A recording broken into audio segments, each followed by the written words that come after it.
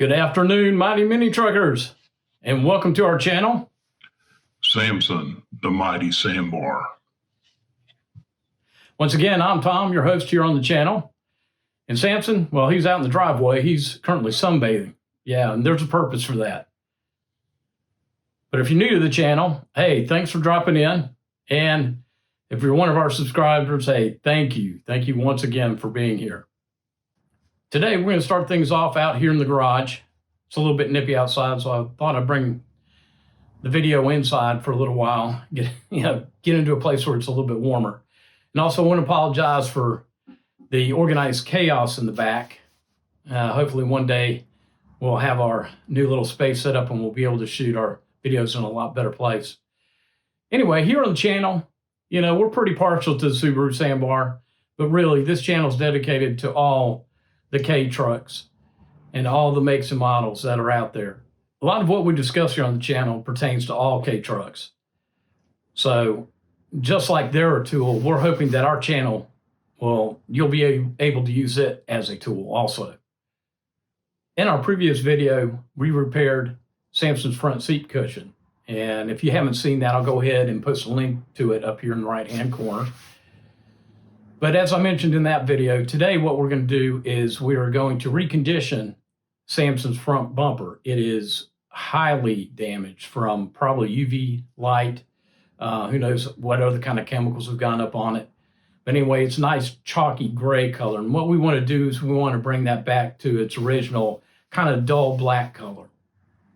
I'll go over the process and the method that I like to use when trying to bring that black, plastic trim or vinyl back to life.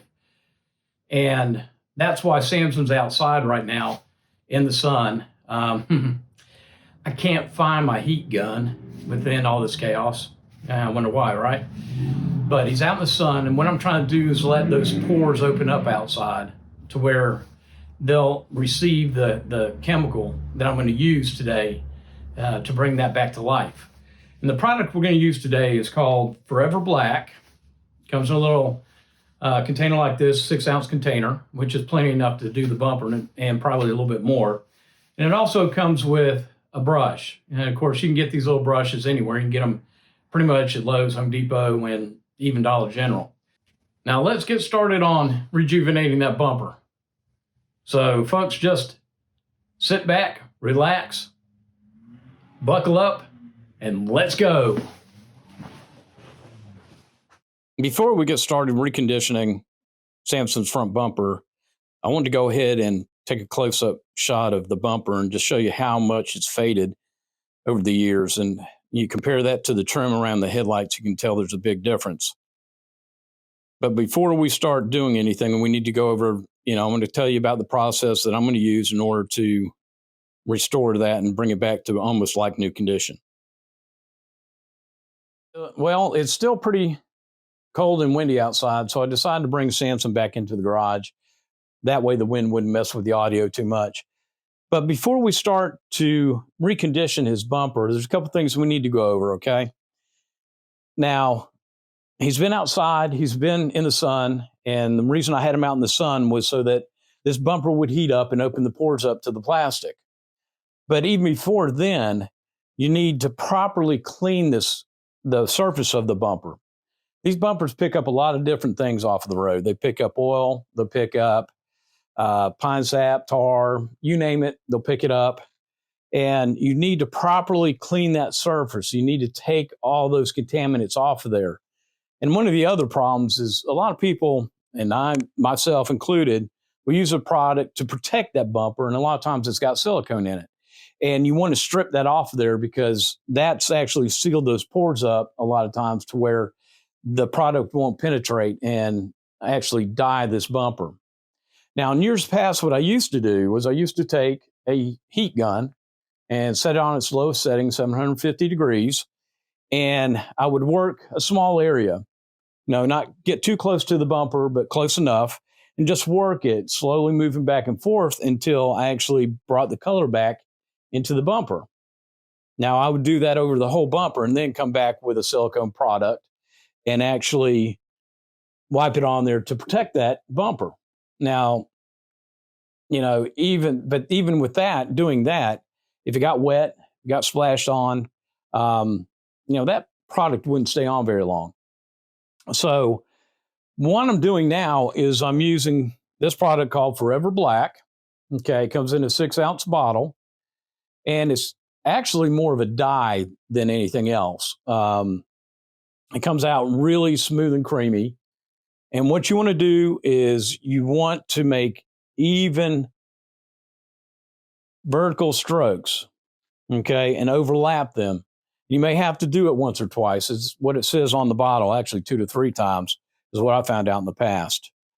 So I've checked over the bumper. Everything looks good. Let's go ahead and get started putting this product on, okay? Before we start applying the Forever Black on the bumper, there's a couple things you're going to need before you get started. And of course, one is the Forever Black product. Now, it also comes with a sponge brush. One of these sponge brushes, I think it's 1.5 inches. Okay, now that I've got my gloves on, I've got all the product in the product itself in the sponge brush. Before we get started, you need to shake this up really well, okay? You need to get that dye good and mixed in with the chemicals. Okay, that should do it.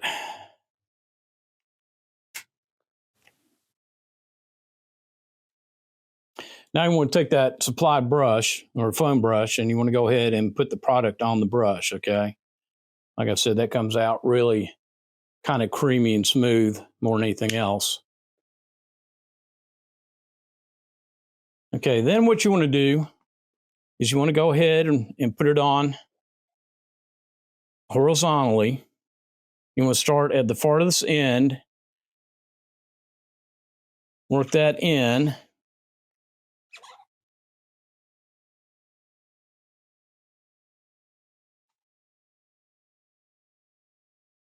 I'm trying to get up under here and get that. But you want to go horizontally, just like that, overlap. Keep working that product around and into the bumper. Now, like I said, you're probably going to have to go over this a couple of times, but you need to put it on there pretty liberally and start just working it in, back and forth.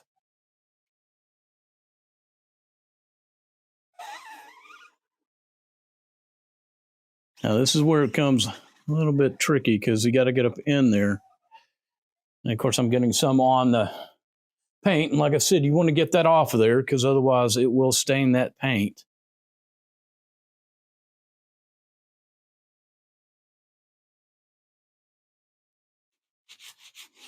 And you can see I got a little bit on the floor here. I'm going to go ahead and get it up.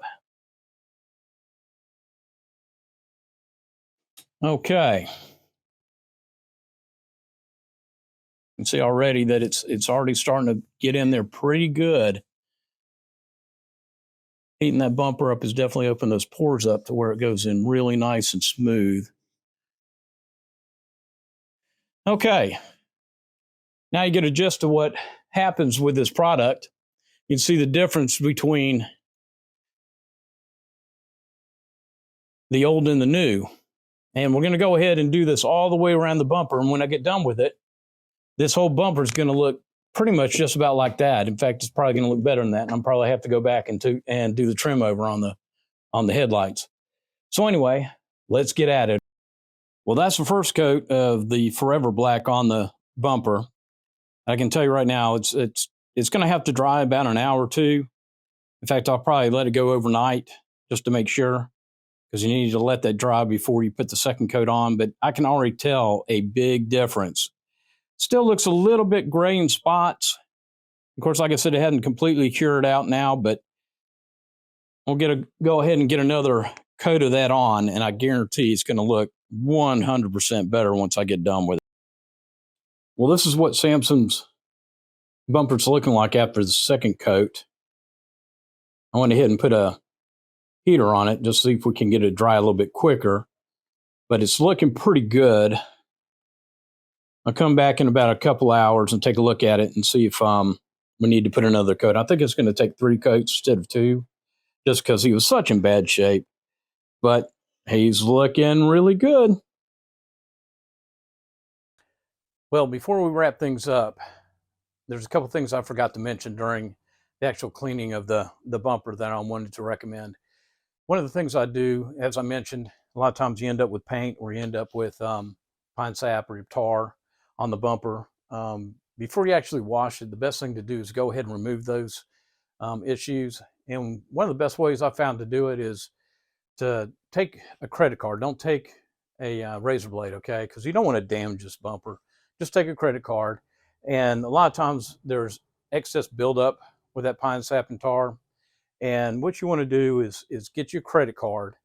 You want to heat that area up. You can do that by leaving it out in the sun like we did to open the pores up, or you can take a heat gun, heat that area. You don't want to get it too hot to where you melt the plastic, of course, but you want to heat it and then scrape it off. And then once you've done that, then I recommend taking, a petroleum product, but something that's not going to damage the bumper or remove any kind of plastic. And the product I usually use for that is called Goof Off. Just put it on a rag and then wipe it off.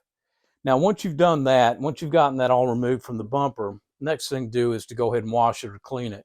Now, don't use any kind of, car washing product, because a lot of times, or liquid soap, because a lot of times that's got waxes in it, it's got oils in it to make that finish shine. What I recommend doing is getting some dishwasher or dishwashing liquid, and because that's got some products in it that'll cut grease and oil. What I'd like to use is Dawn. Just go ahead and get like a quarter size in a bucket, get it filled up, get it good and sudsy, and of course apply that to the bumper. And what I like to use is a good small stiff brush to brush the surface. A lot of times that picks up a lot of the extra oils and removes those oils or the silicones from the bumper. And then of course rinse it off and let it dry. Now, something else that I missed during the actual application of the product or before you apply it, of course you need the Forever Black and you'll need the sponge brush in order to apply that product.